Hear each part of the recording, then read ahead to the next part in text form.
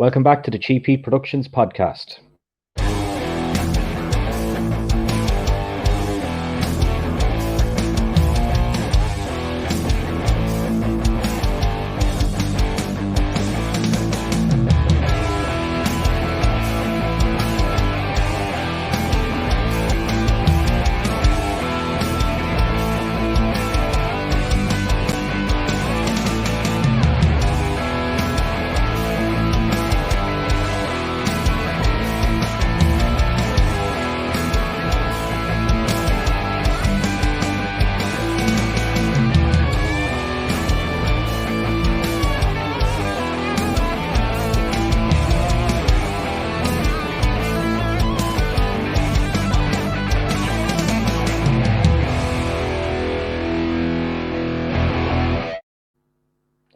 Okay, welcome back to the show. And today on the show, I've got an independent wrestler all the way from the States. It's Miss Billie Starkz. How are you doing today? Good. How are you? Doing good. Thanks for joining me on the show today. I like to meet independent wrestlers from all around the world, so it's nice to meet you in person. Well, kind of in person. uh, Thank you so much for having me. No problem. So I suppose I'll start off with what's the last 18 months been like? Obviously, kind of wrestling was it on a standstill for you, or were you doing any of the behind the closed door stuff? So I was able to still have access to a ring. A lot of people in the States didn't have that. But I was lucky I was able to still go and train during this, but there was a lot of times where like shows weren't happening and then shows slowly started picking up again and uh I was doing like no fan shows. And then it slowly came back as like limited fans and this, and now we're at the point where we're almost fully back to normal. Yeah. What was those shows like with nobody in attendance? How did they feel to do? It was very awkward and it was definitely a learning experience for me, at least as a wrestler, to have an audience at home and an audience that wasn't there. So I couldn't hear people's reactions and I kind of like to respond to people. So it was very Yeah. awkward at times because I'm like, cool. It's just me and this other person in the ring. Just you two and the ref. Exactly. I think like I don't know how like wrestling in fairness there's a lot of promotions in America that done the behind closed doors stuff, and I'm sure it wasn't easy for any of the performers.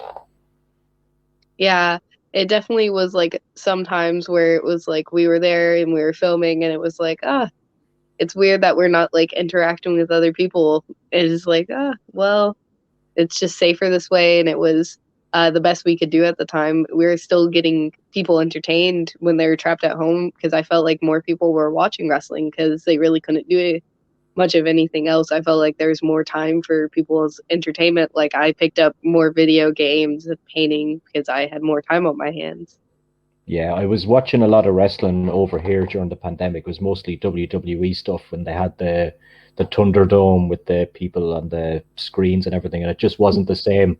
But then once SummerSlam hit and the crowds were back, I knew like wrestling is coming back now. It was great because wrestling, in my opinion, it's nothing without the audience. Exactly, I completely agree. Yeah. How did you decide that you wanted to be a wrestler?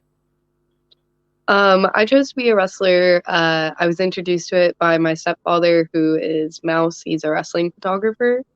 But he introduced it to me, and I just fell in love.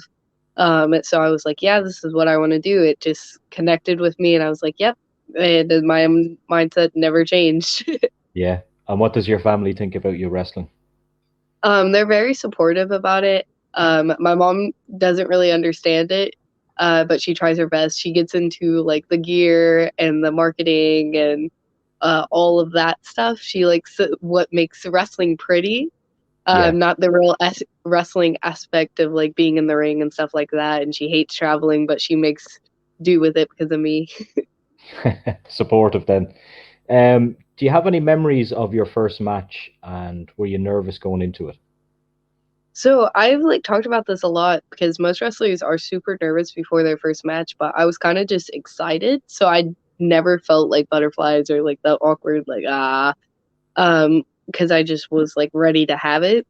But my first match was supposed to be pre-show match, and me and the other girl sold too many tickets. to the show, so they were afraid the whole crowd was going to leave after pre-show, so they moved us to semi-main, and then Okay. it changed from a one-on-one to a triple threat. And I was just like, oh, this is fun. My first match is going to be a triple threat.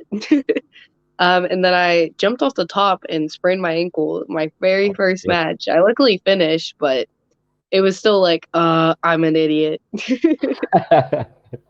And who was your influences growing up that you were maybe aspired to be like or wanted to wrestle like? So, like, I grew up in the era where Bailey was still in NXT, and so was Finn Balor. So I really enjoyed watching them. And then like going to my first independence. I don't know why my favorite wrestler, like from my very first independent, was Necro Butcher. I just Okay. loved the intensity of him walking across the Colgate gym and just yeeting a metal trash can. And I was like, yeah, this is great. Yeah.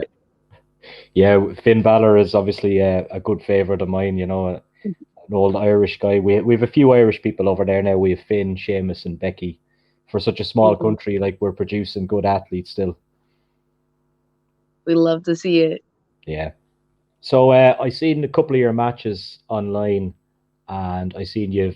One of your moves is the tombstone. Yes. Yeah, it's very unusual. I've never really seen a female wrestler use the tombstone. You a big Undertaker fan, or why did you decide to take on that move? Um, I just feel like it looks devastating, and I love seeing people's reaction to it. And like, I was a Undertaker fan growing up. I never really connected it to that. Maybe it was subconsciously, like just a decision my brain made. But like, I just was like, this fits me and just my personality. I want it to look like murder, so the tombstone was incorporated into my moveset. Yeah. In terms of going into the ring, who trained you, or what way did you train in preparation for that first match? So I was trained at a place called Grindhouse in Jeffersonville, Indiana. Um, and I was trained with Rudo Lomata and Rudy Switchblade. And they just taught me the basics and then uh, repped everything week in, week out. And then I had my first match whenever they thought I was prepared. Yeah. So, independent wrestling now in the States, from the outside looking in, looks like it's entering kind of a boom period again. And I see like there's lots of promotions that are going on, say, Fight TV and different places. Is there a feeling in America that this is kind of a new era for independent wrestling over there? I just feel like the independents are growing more and more, and that's been very seen, especially just like there's new opportunities for people to have a full-time job wrestling with MLW, AEW, WWE, and of course Impact, and they have all these opportunities. So I feel like more wrestlers are being more invested into this could be my full career. Yeah, and it's a lot more, I think, accessible for fans as well, which is good, and for other organizations to scout talent as well, like the big guys, like you mentioned, with WWE, AEW, and TNA, could be watching any of the shows that you're on TV. Yes. Yeah. Um, I seen that recently you were in an OVW match. Um, how did you get on down there? I had Al Snow on the podcast a couple of weeks ago. Did you get to work with him? Yes, he was like helping out with running the show, making sure everything ran smoothly. But they ran in Jeffersonville, Indiana, where like the building where I was trained at, and they were partnering with the guy who owns the building and the training school. So they were using some of the talent from the training school, and they pitched me. So I wrestled Haley at one point, Haley, Hollywood, Haley J. Yeah, that's the Um, match I seen. yeah, and then there was another match where it was a women's scramble match, and that one was a lot of fun too. But I believe I only worked for them three or two times. Three times. Yes. Yeah. And what current promotions are you in at the moment? I'm currently in St. Louis Anarchy. I'll be there this Friday. I am Girl Fight wrestling champion right now. And then I'm part of GCW, JCW, and Black Label. Yeah. So you're really, really busy. Yes, of Yeah. course.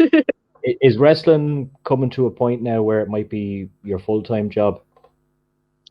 Um, I would not say yes yet.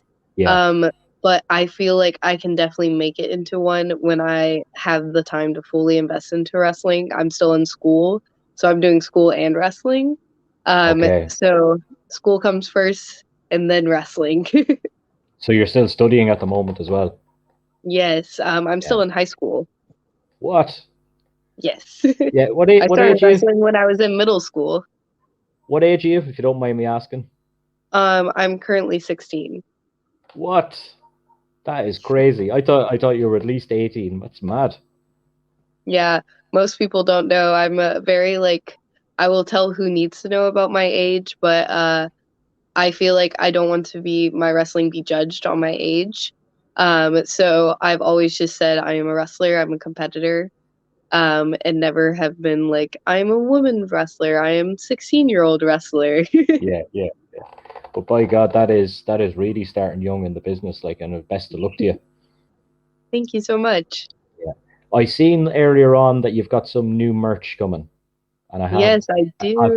I've got a picture and everything. That looks cool. Thank you. Do you want to tell people about the merch and who designed it and where we can find it? Ooh. So my merch is at bigstarksbrand.com. If you want to go check that out, it's also linked in my Twitter bio at Billie Starkz, Billie, and the Starkz is Starkz.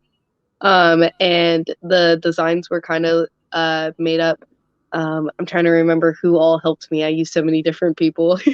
I believe Mayday, he did the red baseball tee. And then I want to say he also did the skull, but I might be wrong.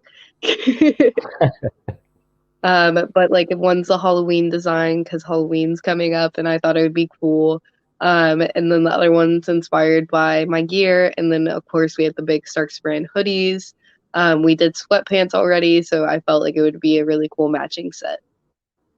Yeah. And in terms of your gear and your look, and obviously the blue hair, is this for wrestling or is this you? Or is your wrestler just you, just amped up? It's definitely me amped up, but the blue hair is definitely just my color. I always am wanting to dye my hair. And for some reason I stuck with blue. Uh I think it was Shotzi who said it to me, but she was like, people remember if you have the same hair color. And I was known as the blue hair kid for a while. And she was also like the green haired one at one point. So like I feel like it draws the people's connection to it. They see it over and over again and they start to learn your name after that. Yeah, exactly. What's the long-term goal for you then with the wrestling? Is it a stupid question? Um, I don't think any question is stupid, but this is definitely what I have set on making my career. This is what I want to do for the rest of my life. I keep saying that like I never want a real job. I want wrestling to be my job and it be fun. Yeah. Well, it was great to catch up with you today, and I wish you all the best in the future, and we'll probably see you on real TV soon, I hope. Thank you so much. No problem. Do you want to just shout out your social handles there before we finish up again? Yeah, of course. All my social media is at Billie Starkz, Billie, and then Starkz is Starkz. Billy, absolute pleasure. Thank you today for joining me. Thank you so much for having me. No problem.